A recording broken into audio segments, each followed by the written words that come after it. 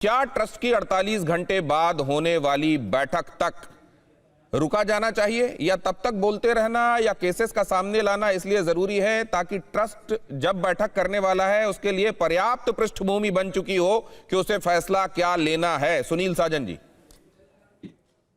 देखिए दिनेश जी, आता हूं सुरेंद्र सर, आता हूं। मैं केवल एक बात कहूंगा, अगर सच में जांच हो जाएगी तो ये जांच बीजेपी मुख्यालय, ये जांच आरएसएस के मुख्यालय और विश्व हिंदू परिषद के मुख्यालय। UEM जयपुर एक आदर्श लक्ष्य है। भावी छात्रों के लिए अच्छी नौकरी, भविष्य के लिए तैयार कौशल के साथ अच्छी शिक्षा तक जाकर के रुकेगी जाकर के। किस आधार पे आप कह रहे हैं? हम बता रहे हैं, ये आधार ये है कि अभी पूरी बीजेपी और आरएसएस और विश्व हिंदू परिषद के लोग क्या कह रहे हैं कि चूक हुई है। अरे क्या चूक हुई है? 5 जून को 80 लाख रुपए बरामद होते हैं। पहले तो भाई ये चंपत राय कौन होते हैं पुलिस को लेकर के जाकर के बरामदगी करना, फिर अच्छा कर भी लिया आपने, फिर उस पर FIR क्यों नहीं की? फिर 6 जून बीत गया, 7 जून को हमारे नेता आदरणीय अखिलेश यादव जी ने जब कहा कि भगवान प्रभु राम के मंदिर में दान पात्र की लूट हो रही है, तो उसके बाद चंपत राय आकर के बोलते हैं कि ऐसी कोई बात नहीं है। सुनील साजन जी, बीच में रोककर आपको बता रहा हूं, कल इस मामले में विनोद बंसल जी मेरे साथ जुड़े हुए थे। उन्होंने कहा कि उनकी बातों का गलत मतलब निकाला गया। उन्होंने तो सिर्फ ऑडिट के संदर्भ में कहा कि कुछ भी उल्लेखनीय नहीं पाया गया है। उन्होंने इस वाली घटना के संदर्भ में कुछ कहा ही नहीं कि कुछ उल्लेखनीय पाया गया। जी अच्छा दिनेश जी, हम ये कह रहे हैं, जब माननीय अखिलेश यादव जी ने कह दिया कि भगवान राम प्रभु राम के मंदिर में दान पात्र की चोरी हो रही, लूट हो रही, तो आप महामंत्री हैं, तो आप आकर के जो बोलेंगे वही तो हम मानेंगे। आप कह रहे हैं कि कोई औचित्य नहीं बनता, तो हमने तो ये मान लिया ना कि जो हमारे नेता ने आरोप लगाया वो आप खंडन कर रहे हैं। देखिए बातें तो बीजेपी आरएसएस से बेहतर कोई अच्छा, ये क्या वाकई टिन्नू यादव और अखिलेश यादव जी की बात हुई है? देखिए ये बात तो क्योंकि अपने पाप छिपाने के लिए वो यादव है तो उसका कनेक्शन हमारे नेता से निकाल रहे हैं। उस हिसाब से हम कनेक्शन निकालेंगे तो तब तो बीजेपी बचेगी नहीं, सबको सजा हो जाएगी। बीजेपी के सारे बड़े बड़े नेता जो आज दिल्ली और उत्तर प्रदेश की सरकार चला रहे हो तो जेल में नजर आएंगे इस फार्मूले से। हम फिर कह रहे हैं, ये टिन्नू यादव पिछले 30 साल से चंपत राय के साथ है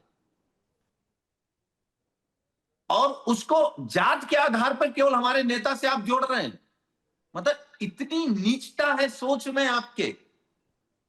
इन लोगों से क्या उम्मीद कर सकते जो भगवान राम के ना हुए, जो करोड़ों सनातनियों के ना हुए, जो मंदिर लूट सकते हैं, इनसे आप कोई उम्मीद कर सकते हैं नैतिकता की, धर्म की? मामले में सुनील साजन जी, जैसे अभी हम देख रहे हैं, अजय राय जी ने एक खत लिखा है, चिट्ठी लिखी है। उन्होंने ये भी कहा कि देखिए ही हमारे यहाँ सक्रिय होने के बाद ये FIR वगैरह हुई है।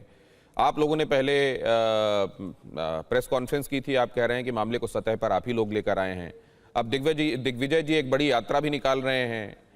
ये इस सब को आप कैसे देख रहे हैं? क्या आपके शुरू किए हुए, आपके इनिशिएट किए हुए एक मुद्दे को अब बाकी विपक्षी पार्टियां भी अहम समझ रही हैं इसलिए साथ में आ रही हैं, या इसमें क्रेडिट की एक लड़ाई भी समानांतर चल रही है? देखिए दिनेश जी, क्रेडिट की कोई लड़ाई नहीं है। ये बीजेपी के राज में बहुत बड़ा भ्रष्टाचार है। इस भ्रष्टाचार के खिलाफ लड़ रहे हैं और हम उम्मीद करते हैं जो भी अपने को सनातनी मानता है, हिंदू मानता है और हिंदू संगठन चला रहे हैं, वो बीजेपी सरकार के खिलाफ, आरएसएस और विश्व हिंदू परिषद के खिलाफ खुल करके सड़क पे आएंगे। अब देखिए इसमें क्या कहा गया है। चढ़ावा चोरी पर पूर्व सांसद बृजभूषण बोले, मैंने तो 4 साल पहले ही सब कह दिया था, इसलिए आज तक दर्शन करने नहीं गया हूं।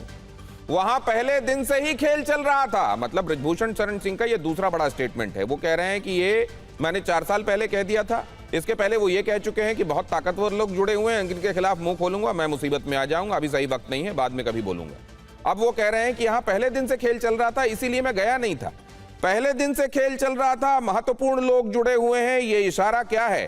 फिर ऐसे में विपक्षी अगर ये कह रहे हैं कि ये केवल इन लोगों तक सीमित बात नहीं है, केवल ट्रस्ट तक सीमित बात नहीं है, ये बहुत दूर तक फैली हुई बात है, तो इसमें नाजायज क्यों दिखाई दे रहा है आपको? तो इन सिन्हा साहब,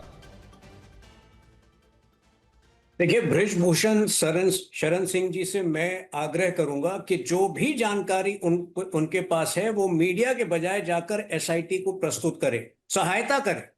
कई बार देखिए, राजनीति में बहुत सारी चीजें जो हैं वो राजनीति में अवसरवाद होता है।